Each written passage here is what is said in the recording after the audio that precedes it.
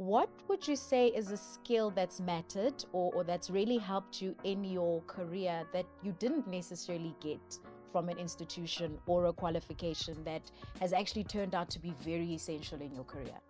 Very easy. I know exactly what it is. I've never actually tried to articulate it before, but let me try. The no is sometimes not you saying the no, but the situation itself. I think the same applies to entrepreneurship. Yes. Yes. As an entrepreneur, I often wake up and say, ooh, no. I think you're saying no to me. I don't know. It's a different reality in that if you pick up the phone, people are likely to answer, right? Because it's Robyn calling, But how did you deal? You didn't always have that title. So how did you deal with it before you had the title, before people would give you the time of day? How did you make sure people would still pick up the phone, or how did you deal with that? Robyn, welcome. Thank you so much for being part of this conversation. Thanks for having me. So this one is a bit of a lighter conversation, not all about energy and water EWSETA, but more about you. In this episode, we're really hoping to, hear more about moments, doubts, decisions that you've made along your journey. But before we get into that, I think it would really help us to ground the conversation. If you could just share a brief overview around how did you get into the energy sector, just the highlights of how you got to be here. I arrived by a very different route. So I'm a chartered accountant. I became a chartered accountant because when I was in high school, I was good at maths and accounting. A family member's neighbor said, oh, you should go and be a chartered accountant. And I went to go read up about it. And I thought, oh, I could do that. They told me that you'll always have a job and you'll make lots of money. So I was like, that works for me, my little 15-year-old mind. And that's what I ended up doing. Trained at one of the big 4 firms, qualified at that firm, stayed for a few years, but towards the end of my journey there, or not towards the end of my journey, towards the end of my articles, got pulled in the direction of working in the public sector. So I joined the public sector consulting team. I was just trying it out, but when I started working there, I realized just the need for professionals and for competencies and support and capability in the public sector, and spent quite a few years in the public sector consulting team. And as part of that, I had other colleagues who I worked with, and EWSETA was one of my colleagues' clients. And it was just part of our public sector portfolio. But eventually at some point, I applied for a job to be a financial manager at EWSETA, went to the SETA and did that for a few years. Went back and consulted in the same, financial and compliance consulting in the public sector. So I left for a few years. And then the opportunity came to be the CFO at EWSETA. I applied for it and I was successful in my application. And that was about 5 years ago now. Yeah, just about 5 years ago. That's how I ended up in energy and water and skills development broadly. But once I got into the SETA, had the opportunity to lend help and support in all different areas of the business. And part of it was in the skills delivery. And even though I was helping, I really threw my weight behind it and got to experience, the real needs that EWSETA responds to. And through that, I transitioned my career within the SETA to where I ended up. Okay, I want to dig deep into that and unpack the path. So I think everybody has in their career that first door, that opportunity, that moment that but for that, your life would have operated completely differently. Like I know for me, it was, early in my legal career, I just so happened to be in a law firm that was doing a lot of energy work. And one of the partners thought, this one, she seems smart enough. She can do this, and that was how I got in. What would you say your first door was? What was that door and who or what opened that door for you? So first door, let me say, the most important door was the door to enter into the public space. The public sector space specifically, because you might know, but chartered accountants, you can work across industry, and there's many spaces in which you can make a lot of money. And public sector is not one of them, by the way. So it definitely wasn't the money, but what ended up happening towards the end of articles in my firm, you apply to stay on. and I applied to stay on, and I applied, I think, in 2 or 3 different spaces. And the first space that I applied in, I was interviewed by a partner. Her name is Larissa. And Larissa, at the end of the interview, she said, "Look, Robyn, if this is the role you want, you can have it. But I really want you to go speak to our public sector team, because I see the heart behind what it is that you're trying to do. I see what is precious to you and what's special to you." And I'd never heard that there was a public sector team in this particular firm. And she told me, "Please do me a favor and just go have a conversation with them. And if you're not interested, come back and you've got this job." And I went and had that conversation. I never turned back. Wow, that's so somebody actually being able to see She just something saw me. in you. Yeah. So if you had to now go back in time and go sit with, you know, that version of Robyn who then was told go to speak to the public sector team, and who's now just starting out, what's the one thing that you would want her to know about whether the, you know, your career or even eventually getting into the energy sector? It's what I tell any young person who I come across. I've chosen not to have children, but I have a few, you know, young people in my family, in my community, various different communities that I interact with. And it's the same thing that I tell them, which is, don't be so obsessed with the outcome. Whatever it is that you've been given to steward, steward it to the best of your ability. And opportunities will come, and prosperity will come. I don't want to say money because it's not really money, but it's prosperity. Okay. I love that. What would you say is a skill that's mattered or that's really helped you in your career that you didn't necessarily get from an institution or a qualification that has actually turned out to be very essential in your career? Very easy. I know exactly what it is. I've never actually tried to articulate it before, but let me try. Where I want to start is with listening, which no qualification, well, maybe some qualifications do. I don't know if psychologists get to it. Maybe some do. But listening. When I got to work, the ability to listen and really hear the pain of the people that I was working with, whether it was my colleagues, my seniors, or my client, but to really listen and understand, and then also to have an orientation or a mind for problem solving. It helped me to progress in my career. It helps you to be known for having, when you can solve someone's problem, you win favor with them. They have a particular attitude towards them, and they've got a special place for you almost. And by having those skills throughout my career and that orientation throughout my career, it's always served me. And I can tell you, for example, that I've always, in many of the opportunities that I've had in my career, I've been referred to or pointed to it by people who I have had that attitude towards in the past. I've always gone through a recruitment process and an interview process and all of that, but even just the opportunity to say, "Robyn, I think this would be perfect for you," has come from people whose problems I've tried to solve in the past. And for me to solve their problems, I always had to have a keen listening mind, listening to understand. Okay. I want to touch on something a bit different. So we tend to often celebrate the yeses and the promotions and these big moments in your careers, right? But very often I found that the no's actually do some of the heavy lifting as well.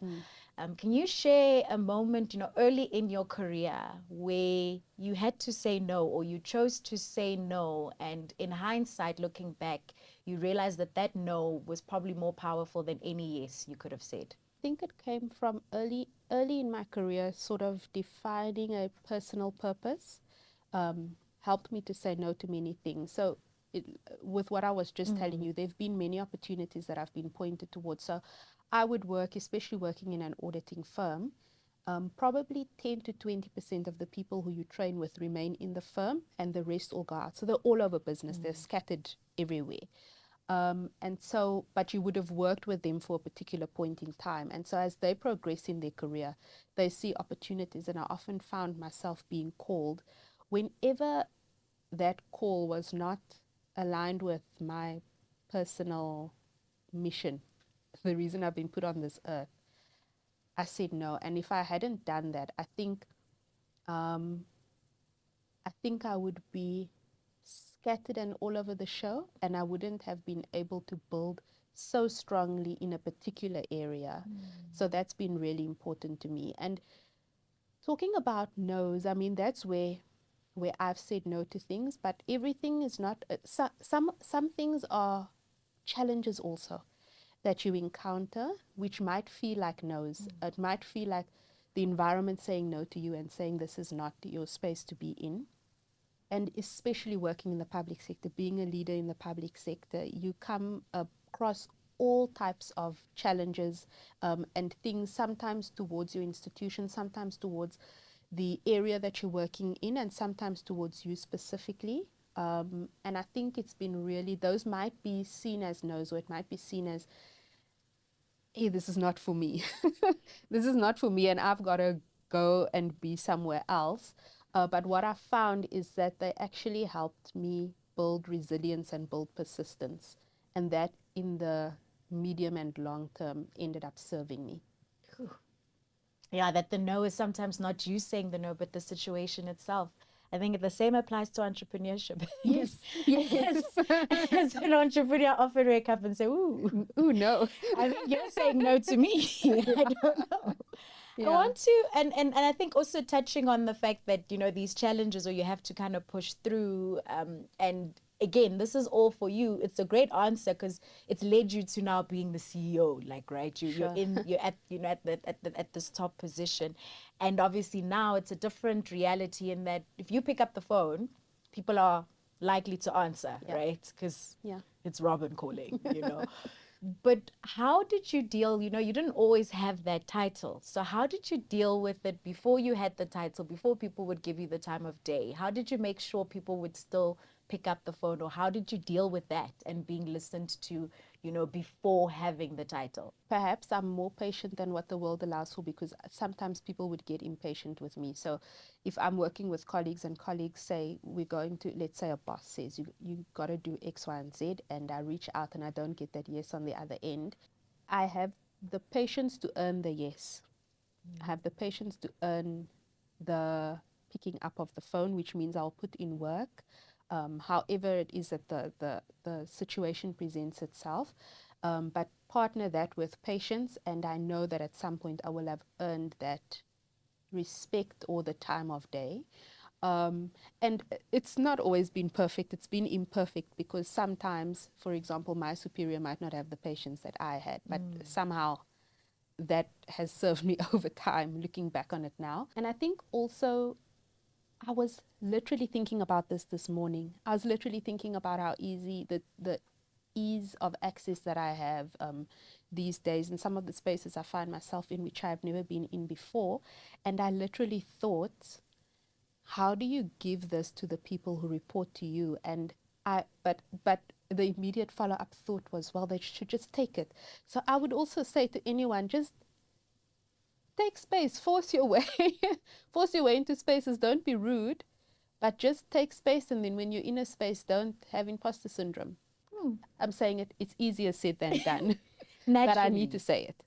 No, naturally. And I think, you know, it's like you're saying, it's the patience, but it probably is that tenacity. Like you have to have, you've got to be a dog with a bone and assume that the person, you know, you're not at the level where you'll send the message once and the person's going to respond immediately. Like you're not that person's urgency. So even if you find yourself in a correspondence of saying further to the, it's me again, hello, you have to actually keep doing it. Keep putting yourself up there. Now this one might be a bit tricky to answer, but let me go ahead anyway. So was there, how do I put this? Has there ever been a moment somewhere along this journey where you just felt like you don't belong? Where you just felt like, I just honestly, I don't think I belong here. I think the world is just, I think everybody just doesn't want me in this space. I don't feel like I belong. And if there was, how did you push through it? I've had one scenario I didn't push through. I was like, oh, this is not for me, I'm leaving.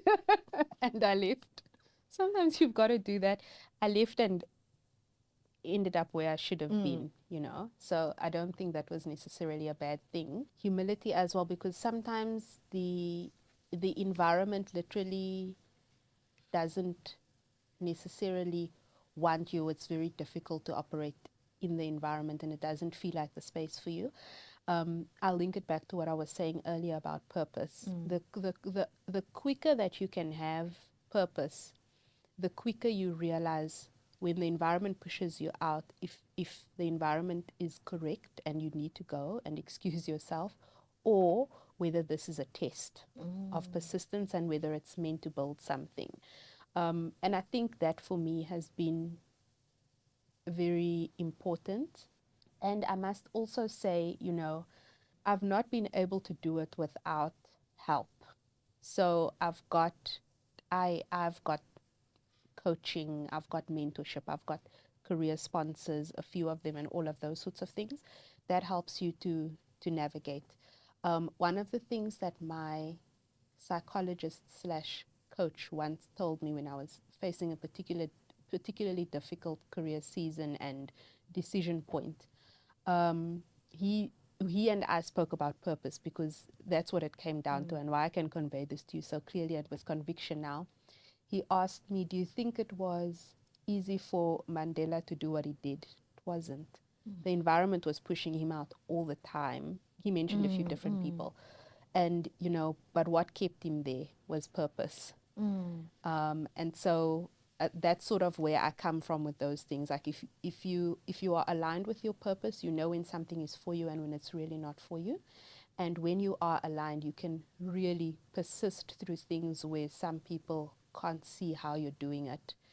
But you know that that's what you're meant to be doing. Phew, that's really powerful. That is really, really powerful.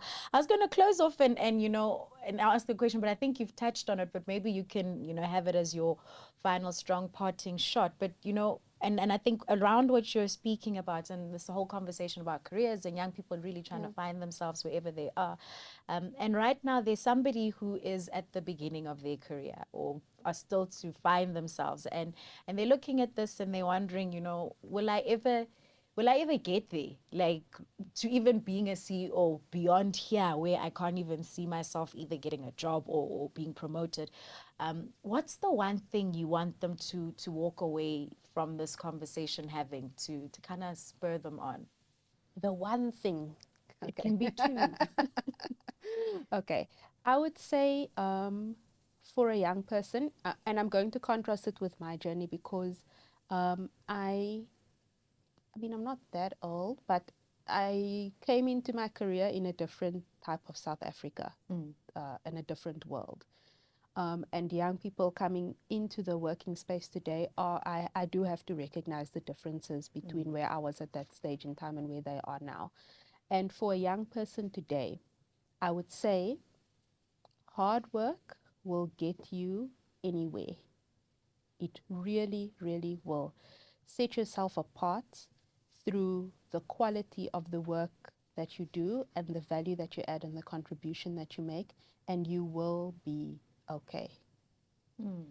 And you'll be at least okay, but chances are you'll be more than okay. Sure.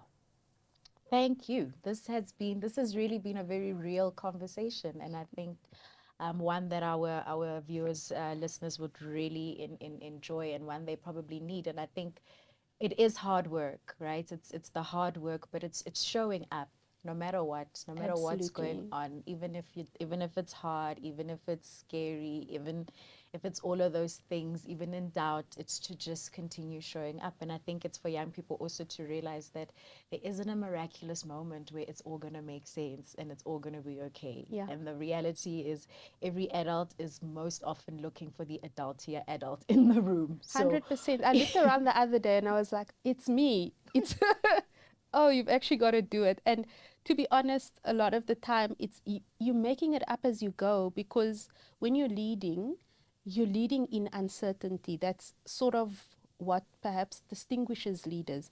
But what what capacitates you to do that is every difficulty that you face before, every experience, and your ability to leverage that and build on it, apply it to this scenario or this particular situation you might find yourself in, and do the best that you can with it. So yeah, that's been my experience. There's no linear way. It's not always going to be nice, but really, if you really apply yourself and, like you say, show up, it will work out. It will be fine. Thank you very much, Robyn, for sharing so generously. I think there's really been some beautiful nuggets that I think our audience will enjoy. But for me personally, this has really been a very encouraging conversation, especially around the point of leadership, because I think the reality is, as leaders, often we are sailing the ship as we are building it, and that sometimes is where the hard comes from and where the challenges come from. Until next time, send us your questions in the comments below. Subscribe and stay connected, and share this episode to keep the conversation going. Thank you for listening to Energy Conversations, powered by Kani Development Solutions and the African Energy Leadership Center at the WITS Business School.